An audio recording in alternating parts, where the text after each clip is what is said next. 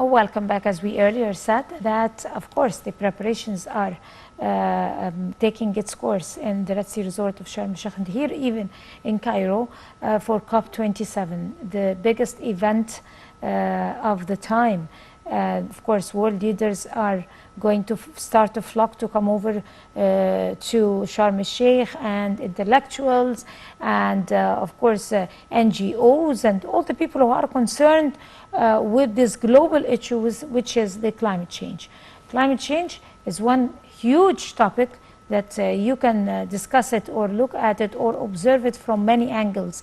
And today we're going to take it from the angle of the role of youth standing to the challenges of climate change and what exactly could be required from the future generation. Of course, there is a lot required from future generations. And we're very delighted to be having with us Ibrahim Jebreen. He's ambassador to African youth. And of course, he's almost Egyptian and staying here in Egypt and is participating on many activities, especially youth activities that is targeting the challenges of climate change. Good morning, Ibrahim. How are you doing? Good morning, Dina. It's my pleasure and honor to be here again. Thank you. My pleasure too. First of all, we need to talk about a definition of the climate change to the viewers, because until this very moment, in spite of all the hazards of these challenges that are starting to unfold, will start to unfold in the coming years, and hopefully we'll be able to stop it. Some people are not fully unaware of the dangers of climate change. Yes. Thank you so much, Dina, for asking me such a question. You know, most of the people have been hearing this of terminology climate change. So many of them do not have that much education about the climate change. Even me myself, when I was when I was undergraduate, I used to study in the university climate change since when I was in level 1.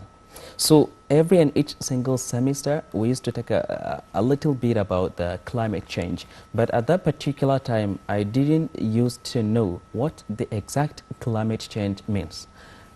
But in my final year, I did a research. I conducted a research concerning this climate change. So finally, I realized that all the globe in general, there will be climate change, which is already have been studied. And if we can take a big example with Egypt, we can see with the reality, the climate change. If you could remember back 5 years back or 6 years back, there didn't used to be this kind of weather in Egypt. There didn't used to be like a rainy season in Egypt. But if you can see now, at least every and each single year, the raining is increasing day by day. So that's why if you can see the Egyptian government had made, or it's taken a host at Sharm el-Sheikh to have the summit on the climate change. And this is the first time to have this summit in Sharm el-Sheikh, climate change. So if we can see the climate change, we have a lot of challenges, of course. And of course, we can also use the climate change to have the positivities. Let me give you, for example, an example, the way that we can deal with the climate change that will happen, not only in Egypt, everywhere on Earth. For example, in the winter, if you could remember last year, some parts of some countries of the western part of Africa, there was a little snow due to climate change. But before... Which is something strange, right? Yeah, which is something very strange. And also in Egypt. Also in Egypt. If you could say that states like Alexandria, this is all the result of the climate change. So this is something like unimaginable before. Something to happen in the continent or in the entire and the long winter. Yes, the long winter. It's not supposed to be that long also. Yes, exactly. That's my point of view, by the way. It's not supposed to be that longer. If you can see, the winter used to be like 4 months to 5 approximately. or maximum 5 months. But if you could remember the last winter, it was about 7 months. Exactly. This is something new. This is something new ever happened. So this is all the results of the climate change. So there will be like every and each single part of the world, there will be change. For example, according to geographers, if you can see, all those countries whom are in the Middle East, there used to be only 2 seasons, winter and the summer. But in regard to the climate change that it's happening year by year nowadays, you can see the autumn season, I mean the rainy season, had started to come in some parts. And in some parts of Egypt, just like Alexandria, as you say, there was like snow, okay? So I think if we know how to deal with this climate change, it could be, I mean, it can bring us something positive. For example, with raining, this can make our agriculture to be good, I believe. If we can see the rainy season, we can make a good agriculture, and also we can make it to, how can I say it? If you can see some other forests in those countries that do have desert, if the climate change continue to happen, like a rainy season, okay, it will like decrease the erosion, and in some countries it can increase the erosion as well. For example, these catastrophic condition like earthquake or something like that, or erosion, we used to hear, I mean, we used to only heard about it in European countries or Western countries in general. But if you can see this winter, or this autumn season, I mean, in Nigeria, there were flood in some part of Nigeria. There was some like, I cannot call it earthquake, but it's like some kind of flood. When this is something happened, I mean, this is something new in Nigeria, in Africa in general. This is something new. This is all in the result of the climate change. So if you can see, and I wish I was in Sharm el-Sheikh, and I also wish I will be there to participate for this summit in order to deal more of about concerning the climate change. Yes, that is. Yes, of course, and add to that also the avalanches in some parts of Europe and the world. Definitely. And also the pandemics that is affected because of what's happening, because of the intervention of the wrong human intervention in the environment and the endangered species in China. You know, you have too many things, and carbon emission and all that. But then the dangers facing the world is grave, Sure. and people should be in full recognition of those dangers. Yes. Where do you see the role of youth? Well, that is the main concentration. We, as I have been saying, we always represent youth, okay? Youth in every and each single part of the decision making. Youth can play a big role, almost 70 to 80% of the role, because nation had only been building by youth. Every and each single country had been built by youth. A youth can play a good role in dealing with the climate change. For example, when it comes to the terms of the change itself, okay, you can see if you go to every and each single ministry, they are supposed to be like some vacancies that have been offered by youth.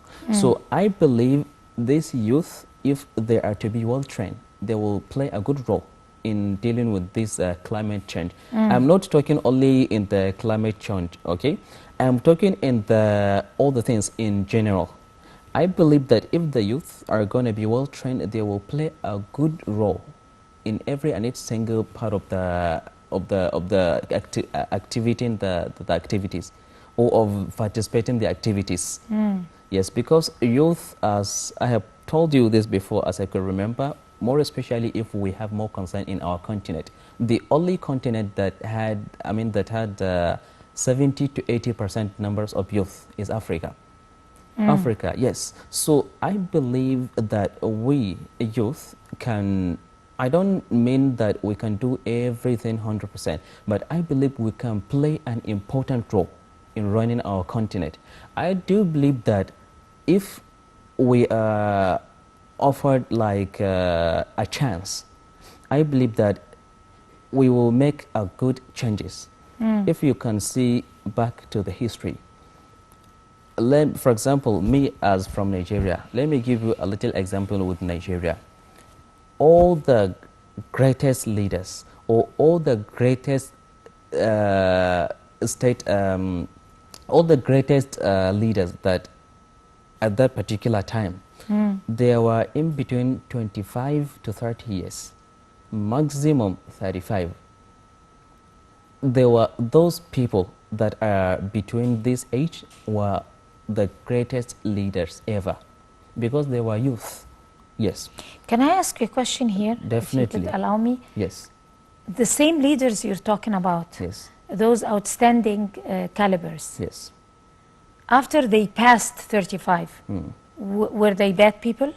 I mean, No. you cannot, we can never, because there is an idea is that I cannot just judge someone by their looks or where they come from Of or course their not. age or their weight or how they look, Of but course not. with their performance and with their cultural background, because I'm pretty sure, I'm not supposed to say how my opinion, but I'm pretty sure that those people who you are talking about, after they passed 35, they were even much more greater, much more successful, because they built up experience, Yes. and they became open and mature to life and to politics and culture and everything.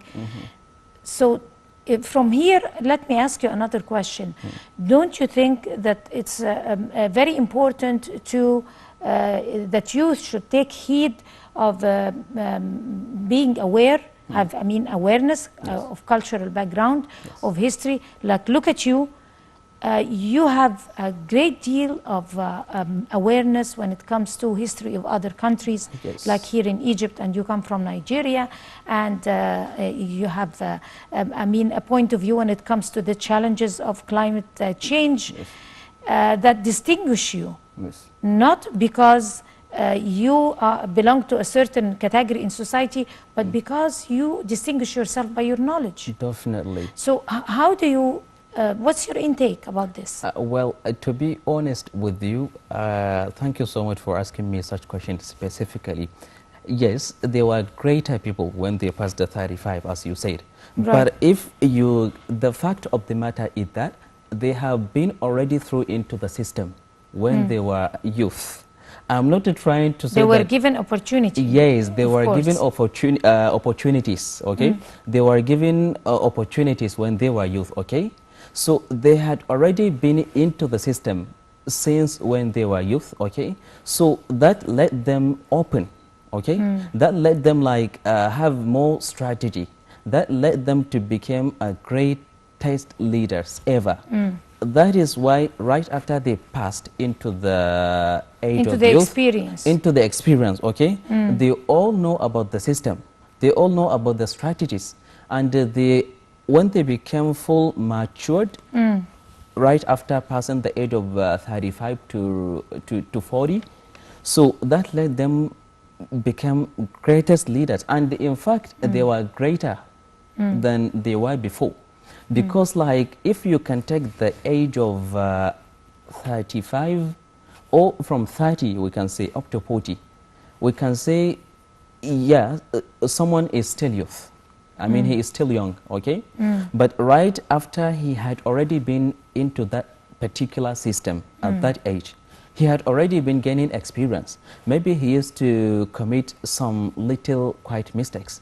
Okay, but right after he passed this year, They learn from mistakes. They learn from their mistakes. Hopefully definitely. everybody would learn from their mistakes. Yes, of course. Yes, of course. Yes, Come on. yeah. So when they passed into this Yes, they become matured enough, okay? They have good knowledge. They become fully 100%, I mean, aware into every and each single matter, okay? So this will let them to be more focused, okay? They will let, because when they were used, you know, what they say is that the difference between younger age and those whom are a little elder, we as young people, I mean, our emotions are greater than our mind, okay? While those whom are elders, their mind This is great. is Of greater course, than their yes. emotions, yes. Right, of So course. that is why whenever you let your emotions to be greater than your mind, that will definitely make a wrong decision sometimes. That is why, as I have said before, any executive order, not any, but most of the executive orders shall be given to younger age. And any legislative orders shall be given to elders. So I believe that this will make like equality. This will make a great administration.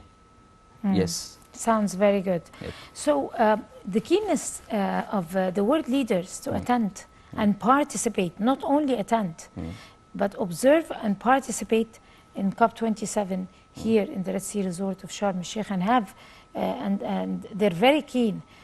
It is well observed, and it was said in the media and by statements given by their representatives that they are keen and they need to participate in the COP27. They have a role, each country have a role. Sure. So what kind of message is that sending to the world about Egypt holding that important summit and Egypt chosen even to be holding that summit? Yes, thank you so much for asking me such question again.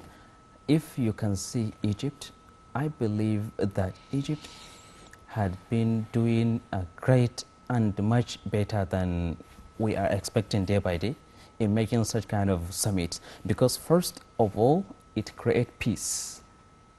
Secondly, unity, okay? And also this kind of summits, it is working to eradicate the tribalism, nationalism, discrimination, and the racism as well. Every and each single day, like, people are becoming closer to each other, youngest and eldest.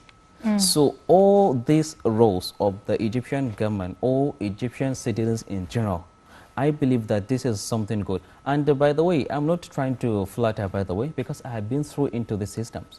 I have been through to many activities that were organized under Ministry of Youth and Sport, Ministry of Education, Ministry of Culture. I have been through into so many things. This is the only way that will keep you to feel like we are all one. We are all one family. We belong to from one continent. It will make you feel like almost you are no longer a foreigner. Yes, it will make you feel motivated. Motivated, yes. It will make you... That is the word. Yes, yes. It will make you feel like, yes, you can do it. Yes, you can do it. Even not now, but someday. That's Nobody true. knows tomorrow. Of course. Yes. And also the importance of meaningful youth engagement. It was clearly outlined in the Glasgow Climate Pact earlier in the COP26. The engagement of youth and sharing in the means to be able to sort out solutions for the climate change in the future, in the coming 10 years. We need to elaborate over that also to build it on the COP27. Well, yes. So according to my opinion, if you can see youth, actually, we do have like youth. I mean, as I have said before, a nation had ever been built by youth. What is nation? What is country? Nation is a group of people who share a sense of national identity, usually including language and culture. Okay, so there is not necessary to be an actual government. Okay, so a nation is any group of people who share a sense of national identity, usually including language and culture. Okay, but now in the century or in the period of globalization, okay, everything has become globalized. So it is not necessary to share language or culture. Yes, this is according to Joseph Catlett definition. He defined nation like is a group of people who share a sense of national identity, usually including language and culture. So that in this case, I am saying that it is not necessary to include youth, I mean to include language and culture, because now we are in the global world, okay?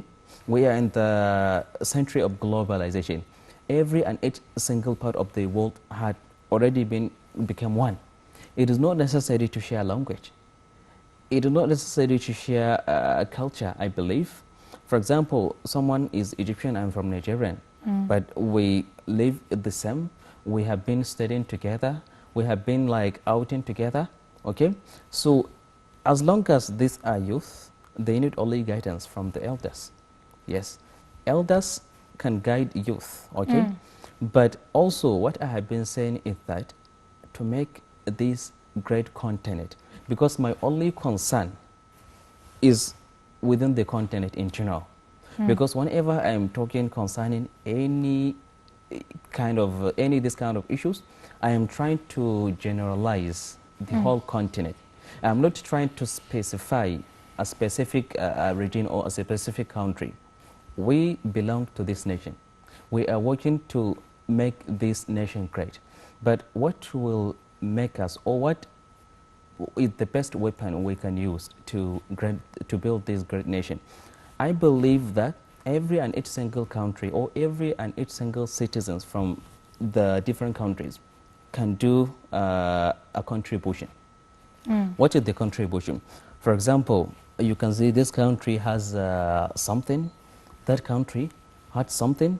So if we can do a collaboration to amalgamate them together, I believe that this is going to be a great weapon to use in order to eradicate the illiteracy and hunger and poverty in the entire continent. For example, like if we can say, we have to do this in order to have the what we call the equality. Because we cannot, I mean, we shall stop deceiving ourselves, like for saying only me, selfishness. This had never been like, this had never created any solution, selfishness. We shall still, I mean, we shall stop deceiving ourselves.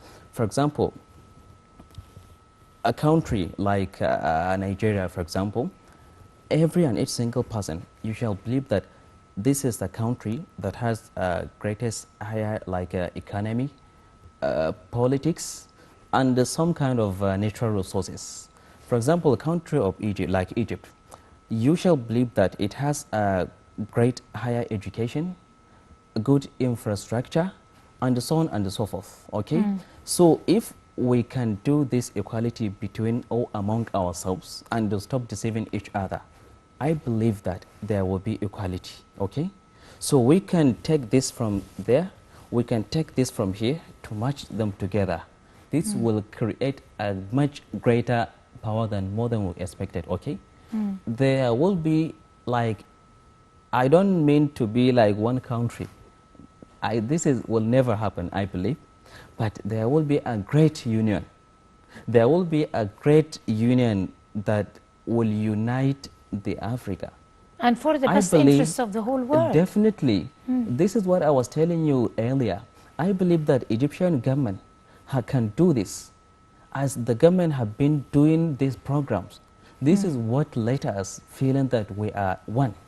This is what, if you could remember, or if I could remember before, there didn't used to be something like, you can see, for example, Egyptian and foreigner hanging out together, just like we do now. There didn't used to be like this. But role of youth, I mean role of government in making youth knowing each other, okay? Like we are feeling like we are almost brothers, all of us. I believe that this is one of the best, I mean, one of the best things that Egyptian government have been doing. And also, if you go to those kind of summits that the government have been holding, this is one of the things that making youth to become closer to each other day by day. One day, there will not be something called racism or discrimination or tribalism. I believe that, yes, in doing this kind of activities. And this is something actually very great. And everywhere I go, I say this, actually. This is one of the most important things I've ever learned in Egypt. Doing this, organizing this kind of summits, organizing this kind of events, because this will create a mutual connection. This will create a positive thought among the youth, okay? Will let them know that, will let them play an important role in dealing with the climate change or any situation. This is the best option, actually, according to my opinion. Yes. And also, we're going to be talking in detail about the different elements or topics that are supposed to be tackled in order to overcome the changes of climate change. On top of them is transformation to green economy and using the renewable energy. Yes. Renewable energy is going to be the key word of sorting out solutions for the climate change. Yes. And speaking about renewable energy and finding new means of consumption of energy, the electric vehicles, of course, are going to be our means for transportation instead of the old-fashioned ones. Sure. And electric vehicles, of course, as we all know, is a part important part of meeting global goals on climate change, like I said, and they are our means, our focus and means of lowering the carbon emission over lifetime to come. Yes. And coming up is a report that is talking about that, and I'm going to be continuing our important chat after we come back and see the report.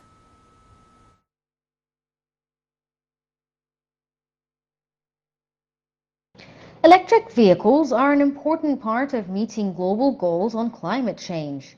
They feature prominently in mitigation pathways that limit warming to well below 2 degrees Celsius and pursuing efforts to limit it to 1.5 degrees Celsius, which would be in line with the climate change conference COP27 in Egypt. EVs are responsible for considerably lower emissions over the lifetime than conventional vehicles. Research by the European Energy Agency found that even with electricity generation, the carbon emissions of an electric car are around 17 to 30% lower than driving a petrol or diesel car. The emissions from electricity generation is also dramatically improved when low-carbon electricity is used. Research has shown that electric cars are better for the environment as they emit fewer greenhouse gases and air pollutants than petrol or diesel cars. This takes into account their production and electricity generation to keep them running. The major benefit of electric cars is the contribution that they can make towards improving air quality in towns and cities. With no tailpipe, pure electric cars produce no carbon dioxide emissions when driving. This reduces air pollution considerably. In over a year, just one electric car on the road can save an average of 1.5 million grams of CO2. That's the equivalent of 4 return flights from London to Barcelona. Welcome back. And right now we have with us over the phone live His Excellency Ambassador Gamal Bayoumi, former Assistant Foreign Minister. Good morning, Ambassador Bayoumi. Good morning. How are you doing, sir? Fine. Ready for the COP27, inshallah? Oh, since decades. Hopefully, inshallah.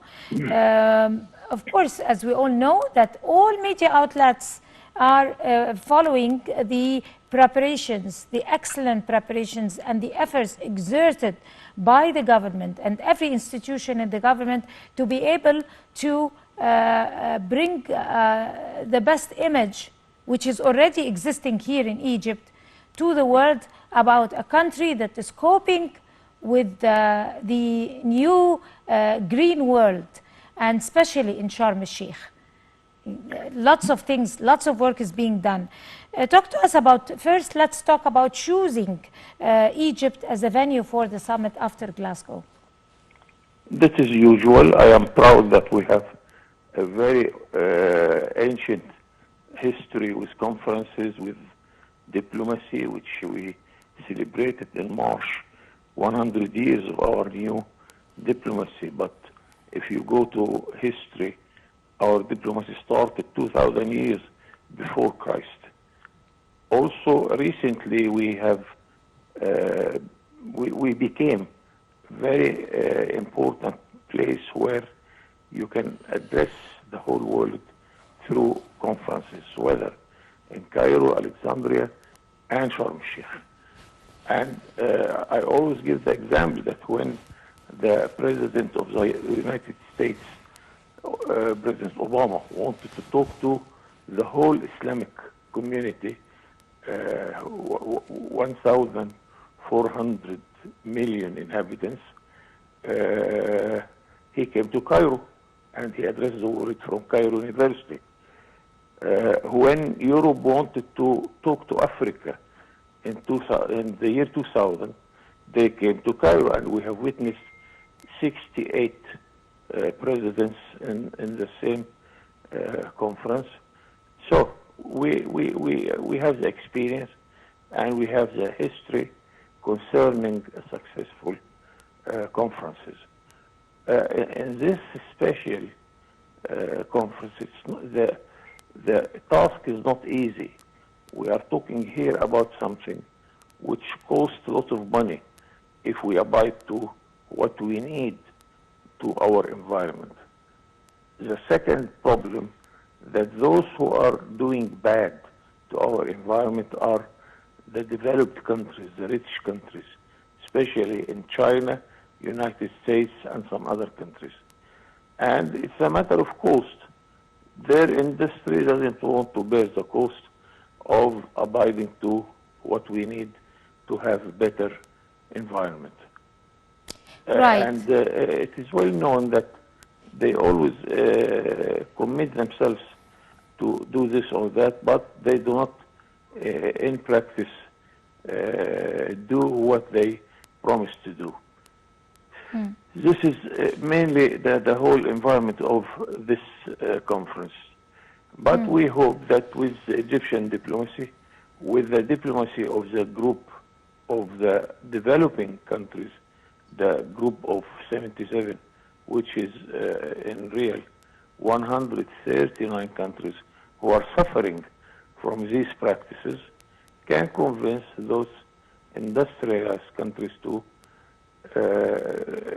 cooperate in order to make our life much better. Unfortunately, we all share the environment of this very small village which you call the earth. We smell the same air, whether it is in Africa or in Europe or the Americas. That's why we have to cooperate, all of us, in order to have better life, better environment around us. That is no doubt. And also, an important thing is that in order to achieve our goals and stand up to the dangers of climate change, we have to set examples and to be role models and to execute rulings and to execute laws, to enforce laws harshly, to be able to fulfill what you kindly just mentioned, is that to take precautions and do the right thing in order not to face the hazards of climate change. And this is what Egypt have been following for the past almost 12 months or even for 2 years, working to transform our economy into a green one, to transform our governments to be environmentally friendly, and to enhance the awareness about taking heed to maintain the environment and the ecosystem and maintain a good biological balance. Sharm el-Sheikh is a very good example of that. It is the first green city in the Middle East to be visited. So what does that reflect to the visitors of COP27? This is very wise. What you are saying is very good policy. If you want to convince people to follow a good policy, you have to start by yourself. because we are not going to ask people to do what we do not do. And I give another example. Europe also started since decades to have better environment, especially in their car industries. The exhaust of their cars are not the same of ours. So less carbon, less environment which is not acceptable. And you are absolutely right that Sharm el-Sheikh became a sort of example, good example about a city which is abiding to the requirements of a good weather. But it's not enough, unfortunately, because we are a small part of the whole world. So we are doing our best just to give the example that what we are asking others to do, that we started by ourselves. And sorry, not only in Sharm el-Sheikh, but we are trying to do this now in Cairo. We are establishing a whole new capital in order to make Cairo less crowded. We are establishing many new cities to make our environment build on new ways of building cities free of any bad practices against the environment. So it is quite good performance, but unfortunately we are not the cause or the main cause of bad environment. We have to convince those who are doing bad to our environment to follow this example and to do their best to make our life much better. Of course, Ambassador Gamal Bayoumi, Your Excellency, thank you so much talking to The Breakfast Show, and you are a former assistant, former foreign minister. Thank you so much, and you have a good day.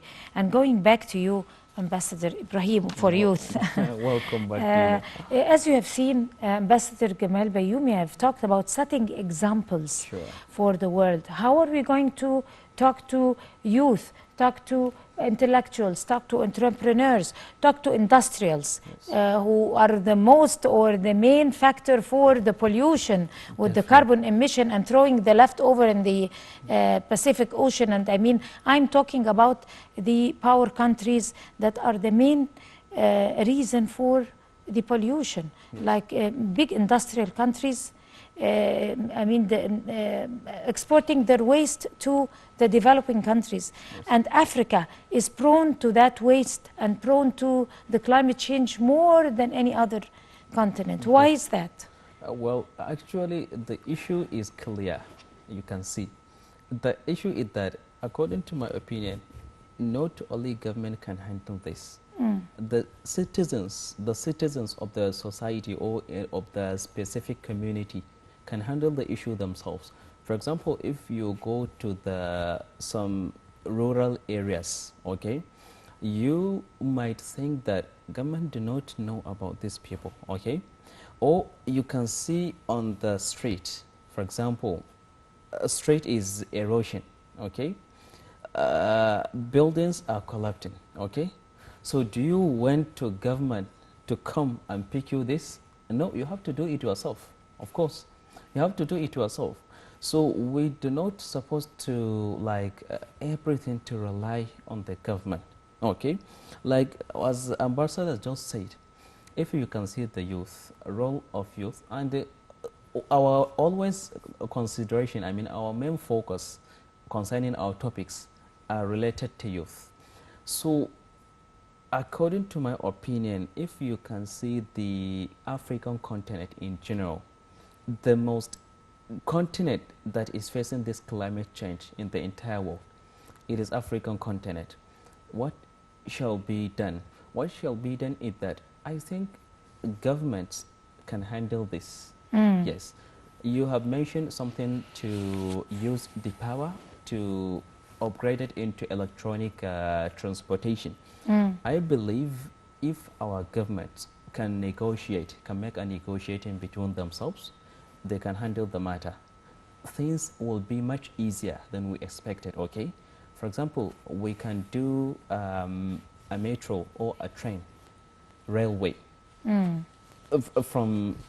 let's take an example. For example, from Cairo to Khartoum, okay, from Khartoum to N'Djamena, from N'Djamena to Abuja, Casablanca, Cape Town, okay. I believe that governments can do this, definitely, with no doubt. This will make things easier and it will make more connection. Of course. We have become one. Of course, and Yes. everybody's keen on doing this, hopefully, inshallah, after COP27. And Inshallah. recommendations are. Unfortunately, we ran out of time. We have a lot to say, and we're going to be saying it It is totally during fine. the course of COP27, hopefully, inshallah, starting from 7th and 8th and until 18th. Until 18th. Ambassador Ibrahim Jibril, the African Youth Ambassador, would like to thank you so much. The Wish pleasure you the is best mine. of luck. You have a Welcome. good day. And I guess by this we come to the end for this edition of The Breakfast Show. Tomorrow morning we're going to see you again. Until then, you have a good day.